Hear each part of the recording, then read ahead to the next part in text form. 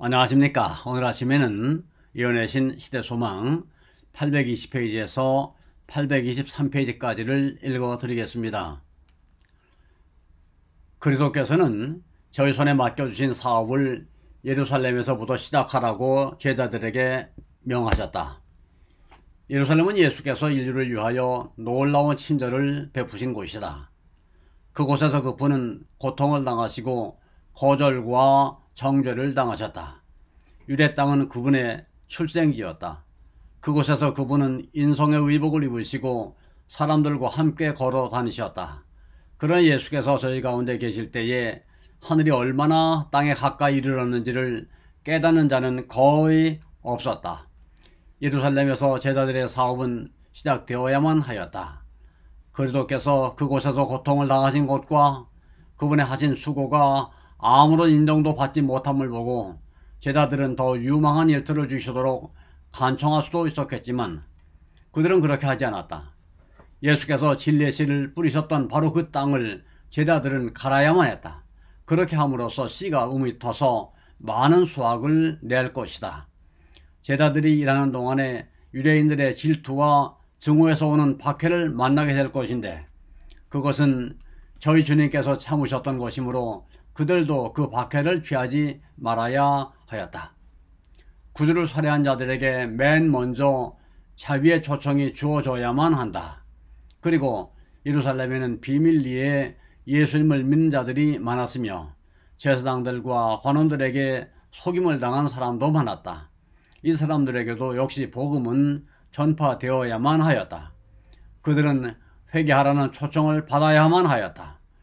그리스도를 통해서만 죄사함을 받을 수 있다는 놀라운 진리가 명백하게 전해져야 하였다.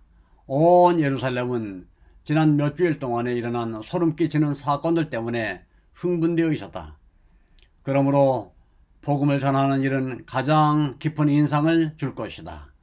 그러나 사업을 이곳에서 멈춰서는 안 되었다. 이 사업은 가장 먼 변경까지 확장되어야만 하였다. 그리스도께서는 제자들에게 다음과 같이 말씀하셨다. 너희는 세상을 위한 나의 자희생적 생애를 목격하였다.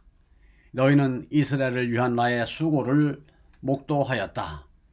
비록 저희가 생명을 얻으려고 나에게 오지 않았을지라도 비록 제사장들과 관원들이 저희가 하고자 한 대로 나에게 행하였을지라도 비록 저희가 성경에 예언한 바와 같이 나를 거절하였을지라도 그들에게 여전히 하나님의 아들을 받아들일 수 있는 다른 기회가 주어지게 될 것이다.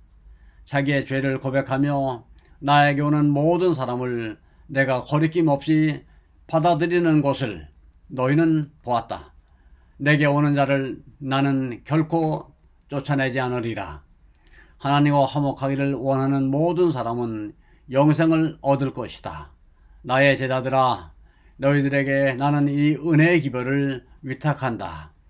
이것은 제일 먼저 이스라엘에게 주어져야 하며 그 다음에는 모든 족속과 방언과 백성에게 주어져야 한다. 이것은 유대인들과 이방인들에게 주어져야 한다. 믿는 모든 자는 한 교회로 모여야 한다. 성령의 선물을 통하여 제자들은 놀라운 능력을 받을 것이다. 그들의 증언은 표적과 기사들로 뒷받침될 것이다. 이적들은 사도들 뿐 아니라 저희 기별을 받은 자들을 통해서도 나타날 것이다. 예수께서는 저희가 내 이름으로 귀신을 쫓아내며 새 방언을 말하며 뱀을 잡으며 무슨 독을 마실지라도 해를 받지 아니하며 병든 사람에게 손을 얹은즉 나으리라 하고 말씀하셨다. 이때에는 독살하는 일이 가끔 있었다. 무법한 사람들은 그들의 야망을 가로막는 자들을 이러한 방법으로 제거하기를 서슴지 않았다. 예수께서는 그의 제자들의 생명이 이런 위협을 당하리라는 것을 아셨다. 많은 사람들은 하나님을 섬기는 일에 그의 증인들을 죽음에 처하게 만든다고 생각하게 될 것이다. 그러므로 그리스도께서는 이러한 위험에서 보호하시겠다고 그들에게 약속하셨다. 제자들은 예수께서 백성 중에 모든 병과 모든 약한 곳을 고치셨던 그와 같은 능력을 가지게 될 것이다. 예수의 이름으로 육체의 질병을 고침으로 그들의 영혼의 병을 낫게 하실 예수님의 능력을 증거하게 될 것이다. 그리고 이제 한 새로운 선물이 약속되었다. 제자들은 다른 족속들 가운데서 전도하게 될 것이므로 다른 방언들을 말할 능력을 받게 될 것이다. 사도들과 그의 동료들은 무식한 사람들이었으나 오순절날 성령의 부어주심을 받음으로 그들의 언어는 자국어나 혹은 외국어를 막론하고 낱말과 억양에 있어서 순수하고 단순하고 정확하게 되었다. 이와 같이 그리스도께서는 제자들에게 그들의 임무를 맡겨주셨다. 그분은 사업을 수행하는 데 필요한 충분한 준비를 하셨으며 또 사업의 성공에 대한 책임을 몸소 지셨다. 저희가 그분의 말씀을 순종하고 그분과 밀접한 관계를 가지고 일하는 한 그들은 실패하지 않을 것이다. 모든 민족들에게 가라고 그분은 명하셨다. 사람이 거하는 땅 끝까지 가라. 그러나 나의 임재가 그곳에 있으리라는 것을 알라. 내가 너희를 버릴 때란 결코 없으리니 믿음과 신념을 가지고 일하라. 제자들에게 맡기신 구주의 명령에는 모든 신자들이 다 포함되어 있다. 이것은 세상 끝날까지 그리스도를 믿는 모든 신자를 포함한다. 영혼구원 사업이 안수받은 목사에게만 의존된다는 생각은 치명적인 잘못이다. 하늘의 영감을 받은 모든 사람에게 복음 사업이 위탁되어 있다. 그리스도의 생애를 받아들이는 모든 사람들은 저희 동료들의 구원을 위하여 일하도록 임명되었다. 이 사업을 위하여 교회가 설립되었으며 그리고 이 신성한 맹세에 스스로 가담한 자들은 모두 그때부터 그리스도와 동역자가 되겠다고 서약하는 것이 된다. 성령과 신부가 말씀하시기를 오라 하시는도다. 듣는 자도 오라 할 것이요. 듣는 모든 사람은 이 초청을 반복할 것이다. 생애의 어떤 방면에서 일하도록 부르심을 받았든지 간에 사람들의 가장 큰 관심사는 그리스도를 위하여 영혼을 구원하는 것이 되어야 한다. 사람이 회중 앞에서는 말할 수 없을지 모르나 개인들을 위하여서는 일할 수 있다. 사람은 자기의 주님께로부터 받은 교훈을 개인들에게 전달할 수 있다. 교회는 설교하는 일만이 아니다. 병자와 고통당하는 자를 구제하고 곤궁한 자를 도우며 낙담하고 믿음이 적은 자들에게 위로의 말을 해주는 자들은 목회자의 일을 하고 있는 것이다. 원근에 죄책감에 억눌린 영혼들이 많이 있다.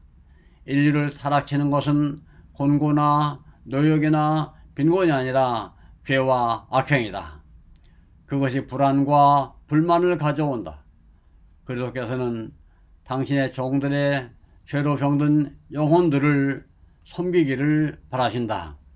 제자들은 저희가 있는 그곳에서 사업을 시작할 것이다.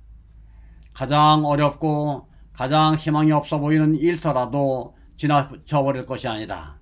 이와 같이 모든 그리스도의 일꾼들은 각각 저희가 있는 곳에서 일을 시작해야 한다. 우리들의 가족 중에도 동종에 줄이고 생명의 떡에 굶주린 영혼들이 있을 수 있다. 그리스도를 위하여 교육시켜야 할 자녀들이 있을 것이다. 우리의 바로 문전에 불신자들이 있다. 가장 가까이 있는 자는 이를 충성스럽게 하자. 그 다음에 하나님의 손이 길을 인도하시는 데까지 우리의 노력을 확대시키자. 많은 사람의 사업이 그 환경에 의하여 제한을 받는 것처럼 보이나 어느 곳에서든지 신앙과 근면으로 그 일을 행한다면 세상의 가장 먼 곳에까지라도 이 일의 감화를 느끼게 될 것이다. 그리스도께서 세상에 계실 때에는 그분의 사업이 좁은 지역에 국한된 것처럼 보였으나 각 나라에서 많은 무리가 그분의 기별을 들었다. 하나님께서는 때때로 가장 큰 결과를 성취시키기 위하여 가장 단순한 방법을 사용하신다. 그분의 사업의 모든 부분이 마치 조화를 이루어 움직이는 바퀴 속의 바퀴처럼 모든 다른 부분과 상호의존해서 추진되도록 그분은 계획하셨다. 성령의 감동을 받은 가장 겸손한 일꾼이 눈으로 볼 수 없는 심금을 울릴 때에 그 진동은 땅끝까지 울릴 것이며 영원한 세대를 통하여 아름다운 멜로디를 만들어낼 것이다.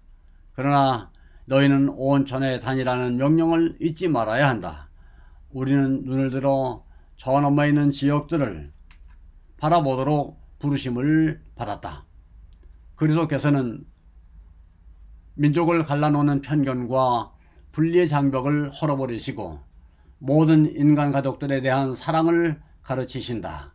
그분은 사람들을 그들의 이기심이 정해놓은 편협한 사회로부터 끌어올리시고 모든 지역적 경계선을 철폐하시며 사회의 인위적인 차별을 배제하신다.